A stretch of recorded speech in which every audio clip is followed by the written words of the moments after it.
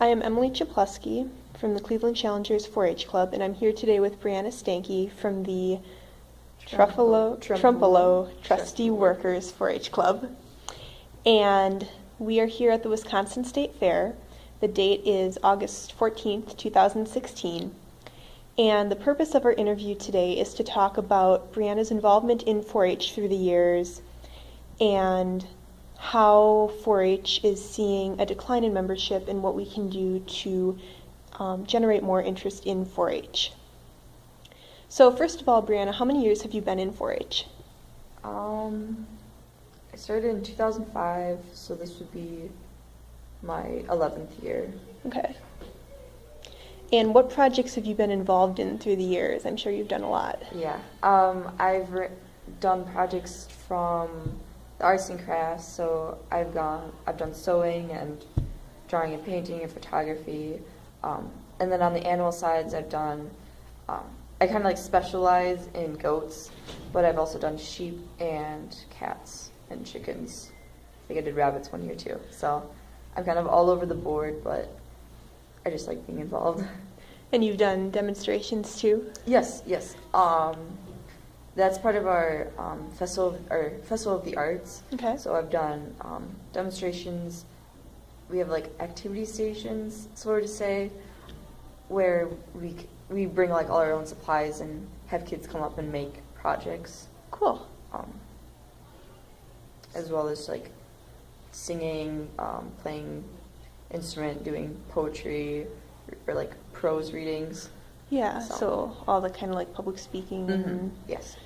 Cool. And that's what led you here today? Yes. So, and Brianna is currently the demonstrators adult facilitator at the Wisconsin State Fair for the demonstrations program. So, with 4-H, obviously there's a lot of great projects and a lot of great opportunities, but it seems like all across the board we're seeing less kids joining, and it's just sad because there's so many great opportunities out there, but we need people to join and take advantage of them. So what are some ways that you're trying to get more membership in your county? I think we're trying to steer away from the sole idea that it's just farms and that you have to have animals to show, because I live in town actually, and I never had animals on my property, but through 4-H I've shown animals through different friends of mine, but also I've done so many different arts and crafts, and there's all the mechanical science and the Legos that spark an interest in younger kids.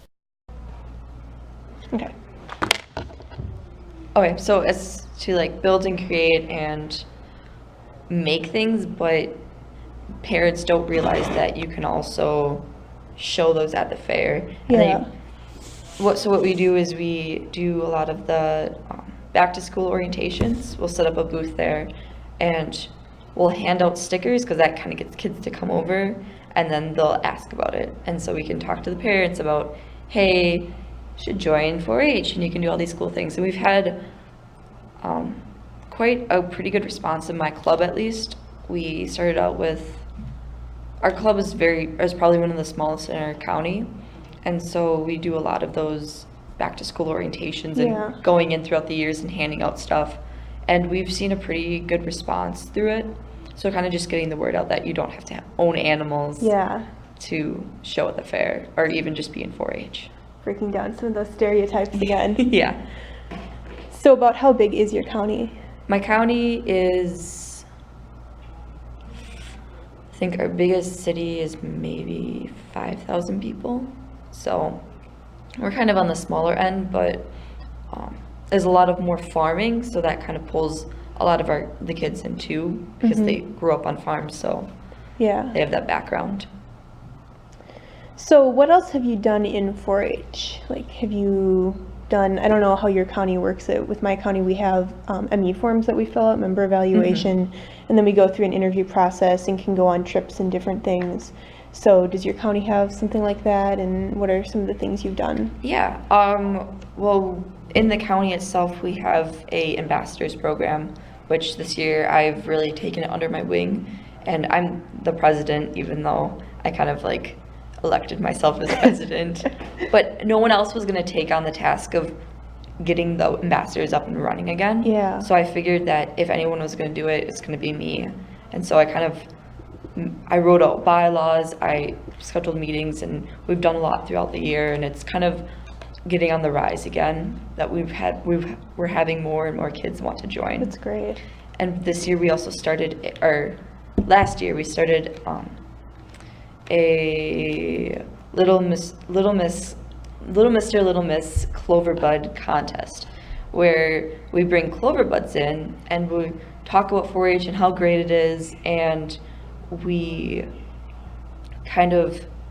it's like a contest of how well you can speak in front of people and how well you work with others and everything. So it's kind of like what 4-H is based on, is what we kind of evaluate them on, and then they're like the little Miss Clover, little Mr. Clover for the year, and they go to a bunch of parades and they go talk at events, and they really partner up with the ambassadors and show, and the ambassadors show them what these opportunities are through 4-H and what they can do when they get older. And they kind of, we call them the black shirt people because the ambassadors wear black shirts. So we joke that you want to be a black shirt when you grow up. So it's a great way to spark interest in the younger kids and keep them going throughout 4-H. And then, so I helped found that, I guess. I worked with another adult in my county. So we figured that one out. And then I'm on the leaders board as a youth representative. So I sit in and give my aspect of how the youth are going to benefit from this and what they think of these rules and everything. And then, so through all of that work that I've done, my county has let me go on quite a bit of trips. We have to have completed a record book, and so we submit that to them. And we don't do ME forms. Okay. But I think there's an application that we fill out. Yeah. So if we're considering going on a trip, then we have to fill that out and go to the board and present why we feel that we should get the opportunity to go on the trip. So through that, I've gone on the American Spirit Experience, the Citizenship Washington Focus, and this past June actually, I went on the Western Spirit Experience. So we went out to 7 different national parks and kind of looped around and hit the big 7, and it was an incredible experience to meet people from across the state that I met some of them before, but going into the trip I knew nobody. So I was the first one on the bus to know everyone's name, and so it's kind of it's really fun, and it's a very rewarding thing after I've done all this work in the community to go out and represent my county. Yeah. So, and then I've also been on drama company, the state team. So I was on that for 2 years. And, this past year I was the youth, or like the youth superintendent, or like the youth leader for the GOAT project. So I worked with the superintendent on getting more people involved. And as of last year, there was one other girl aside from me showing goats, and this year we had probably about 5 or 6 new kids join the project and get out in the ring and show, and it was everyone's first time except for me showing. So it was a really satisfying moment to see that the GOAT project isn't going to die in our county. That's so, great. Yeah. And then you're also working on putting together a binder to Yes. help guide other kids in the project. You want to talk about that a little bit? Yeah.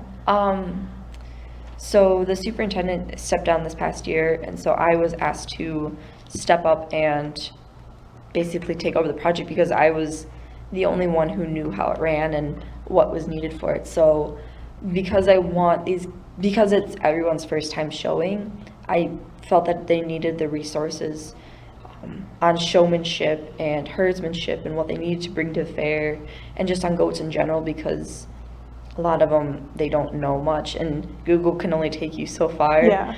and see, what I had was I picked up skills over the years because I was working with others, and I'm just worried that because I don't live on a farm, I can't bring people over and hey, we're gonna trim the hooves of our goat today.